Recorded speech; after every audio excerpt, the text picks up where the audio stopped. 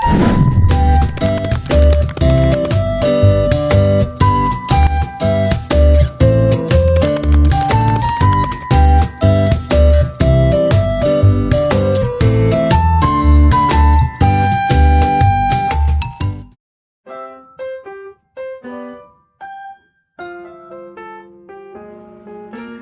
day, everyone. So, at this chapter, our intended learning outcomes are at the end of this lesson, you should be able to discuss the competences expected of school heads as contained in competency frameworks for the Philippines and for the Southeast Asia. So, as stipulated in Chapter 1, Section 5, RA 9155, the school head is an administrative and an instructional leader because the main function of school is student learning. The school head must spend more time as an instructional leader. As an instructional leader, he or she supervises instruction by observing teachers while they teach, conducting post-observation conferences with individual teachers, just like mentoring and coaching them, ensuring that teachers have the needed resources for teaching.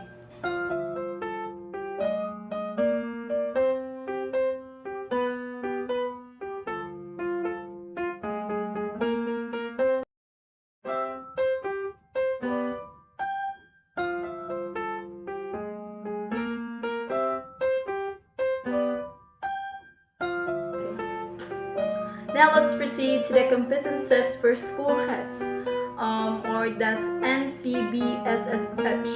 In the list of competences expected of the school heads, there are competences for both instructional leadership and administrative leadership. So the competences expected of school heads as contained in the National Competency-Based Standards for School Heads, or the NCBSSH. This is issued in Deped Order 32 Series of 2010 on April 16, 2010. So the National Competency-Based Standards for School Heads. So these are the domains in competency standards. So domains in competency standards. So the domain one is the school leadership. So this is the developing and communicating vision, mission, goals, and objectives, or the BMGO. So the school leaderships are the one who make or developed the vision, mission, goals, and the school. So the next one is the data-based strategic planning. So when we say strategic planning, they are making plans together in order to improve the school, or they're making strategies in how to cope up or to overcome a certain problem in the school. So next is the problem solving. So as what I have said earlier, so problem solving, it is how they solve the problem. Building high performance teams. So of course the school leadership must build a high performance teams in order to make the school develop. So a school leadership must, or a school leader must build a high performance teams in which each teams has its own functions. So the next one is coordinating with others. Of course, they need to cooperate.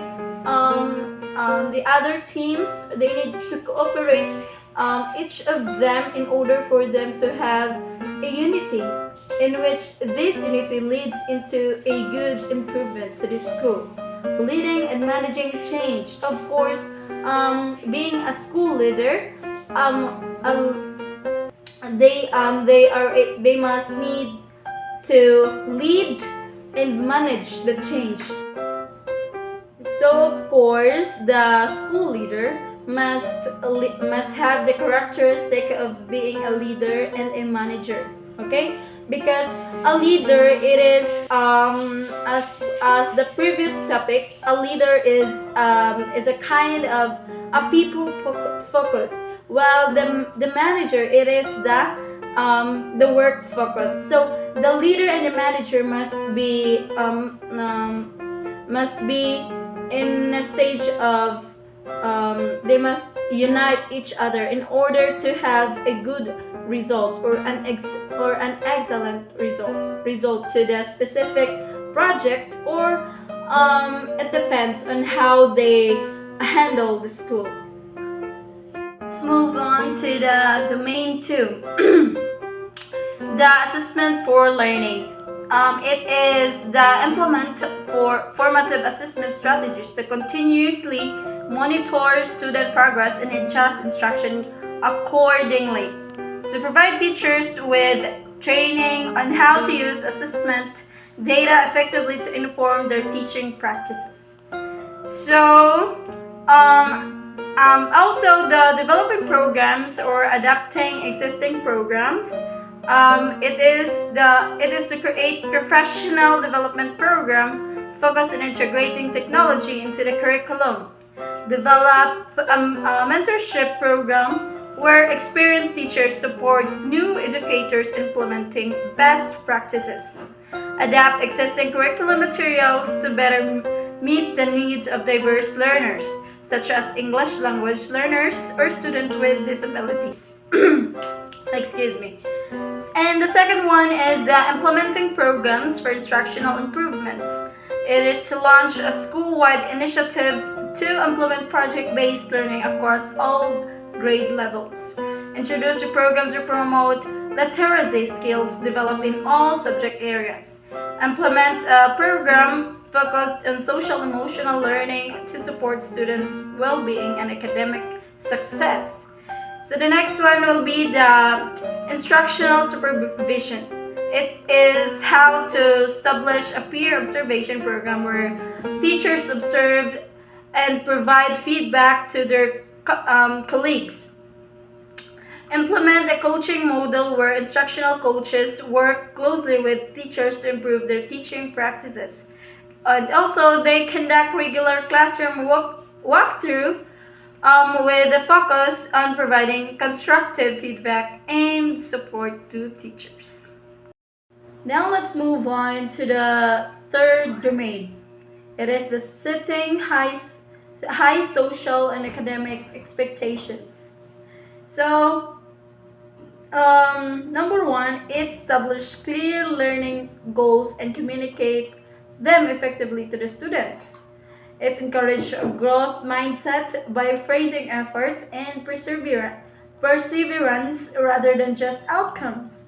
Provide challenging and meaningful tasks that require critical thinking and problem-solving skills. It also fosters a culture of collaboration and peer support where students are encouraged to learn from help to each other. They also celebrate achievements and success, both academic and social, to motivate students to strive for excellence. Provide constructive feedback that highlights areas for improvement and encourages continuous growth. And the last one will be the model. They become the model positive behavior and attitudes demonstrating the importance of respect, responsibility, and empathy. So, and the next one will be the creating school environments focus on the needs of the learner. So that's why creating school environments focus on the needs of the learner. It differentiates instruction to cater to diverse learning styles, abilities, and interests. And also they offer flexible learning spaces that accommodate various learning or teaching methods and students' preferences. Provide opportunities for student choice and autonomy in selecting learning activities and projects. They also utilize technology effectively to personalize learning experiences and provide access to resources and support. These ideas can help create an environment where students feel challenged, supported, and empowered to reach their full potential.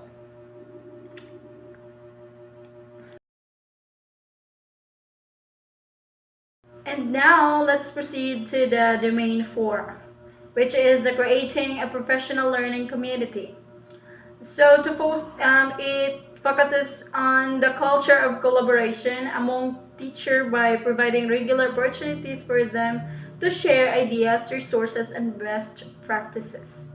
They also establish professional learning communities or the PLCs where educators can engage in ongoing professional development, reflect on their practice, and collaborate on instructional improvement. Encourages peer monitoring and coaching relationships among staff members to support continuous growth in learning. And it is a continuously evaluate and refine recruitment and the hiring practices based on feedback and outcomes to improve effectiveness and equity. The domain 4 has the managing performance. It established clear performance expectations and goals for all staff members, aligned with the school mission, vision, and strategic priorities. The second one is they provide regular feedback and coaching to support employee development and growth. They conduct objective and fair performance evaluations based on established criteria and evidence of performance. They also identify opportunities for professional development and training to address areas of improvement and support career advancement. Now let's move on to the domain 5, and I'm going to discuss also the aspects of this domain. So the domain 5 is the parental involvement. So it is the host regular parent-teacher conferences to discuss student progress, goals, and strategies for support. They also provide opportunities for parents to volunteer in the classroom, participate in the school events, and contribute to the decision-making process. And also they offer workshops and seminars on parenting skills, academic support strategies, and navigating the education system. And also they establish clear communication channels such as newsletters, emails, and online platforms to keep parents informed about school activities, policies, and resources. And also the school create a welcoming and inclusive environmental that encourages parents from diverse backgrounds to actively engage with the school community. So the domain 5 has the aspect of external community partnership.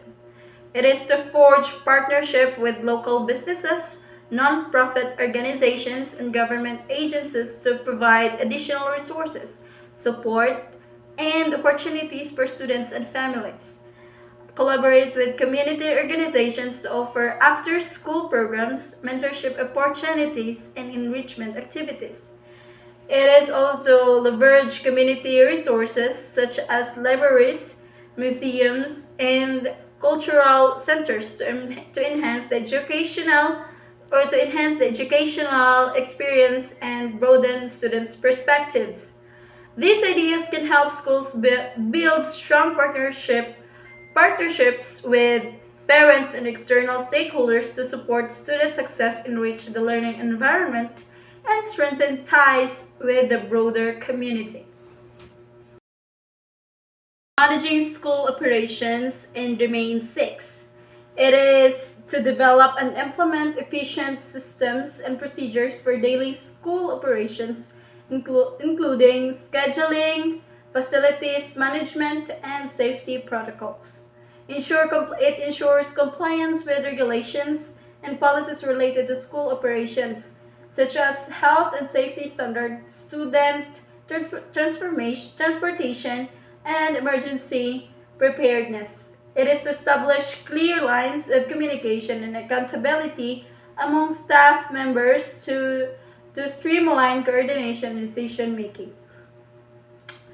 And also, it is continuously monitor and adjust operations to adapt to changing needs, circumstances, and priorities. So the second aspect of the domain 6 is the fiscal management. It is to develop it is to develop a transparent and accountable budgeting process that aligns with the school's strategic goals and priorities. And also, it monitors expenditures and revenue streams closely to ensure fiscal sustainability and adherence to budgetary constraints. It is to seek out opportunities for cost saving measures and efficiencies without compromising the quality of education or service provided. It engaged in a long-term financial planning to anticipate future needs and challenges and develop strategies to address them proactively. So the other aspect of the domain 6 is the use of technology in management of operations. It is built because it implements an integrated school management system to streamline administrative tasks such as student enrollment, attendance tracking, and grading. Um, regularly access or it is regularly assess the effectiveness of technology solutions in meeting operational needs and make adjustments as necessary to ensure alignment with strategic goals and priorities. These ideas can help schools effectively manage their operations, finances, and technology infrastructure. I mean, infrastructure to support the delivery of high quality education and services to students and stakeholders. So here are some ideas for the aspects of domain 7. Okay, domain 7, it talks about the professionalism. So professionalism demonstrate a commitment to ongoing professional growth and development through participation in professional development opportunities, conferences, and workshops. Uphold ethical standards and professional conduct interactions with students, colleagues, parents, and community members. Take responsibility for one's actions and decisions and seek feedback for continuous improvement. It engaged in reflective practice to evaluate and refine one's professional skills, attitudes, and behaviors. The other aspects for the domain 7 is the communication. Communication develops clear and concise communication skills, both verbal and written, to effectively convey information and ideas to diverse audiences. Actively listen to others and demonstrate empathy and understanding in communication exchanges or exchanges. Changing. It fosters a culture of transparent communication where concerns are ideas and feedback are valued and addressed respectfully. And the other aspects for the domain 7 will be the interpersonal sensitivity. It demonstrates empathy and understanding towards others' perspectives, experiences, and emotions. Build trusting and supportive relationships with students, colleagues, and stakeholders through active listening and genuine interest. It is a continuously self-reflect on interpersonal interactions and seek opportunities for growth and development in this area. And the last aspect for the domain 7 will be the fairness, honesty, and integrity. Sorry. It upholds principles of fairness, honesty, and integrity in all interactions and differences or circumstances. It upholds principles of fairness in terms of decision-making processes. Demonstrate transparency and accountability in actions and communications, avoiding avoiding conflicts and interest and bias. It is also a continuously reflect on one's values and ethical principles, striving to uphold them in all aspects of professional practice. These ideas can help educators and school leaders cultivate professionalism, effective communication, interpersonal sensitivity, and ethical integrity within the school community, fostering a positive and supportive learning environment for all stakeholders.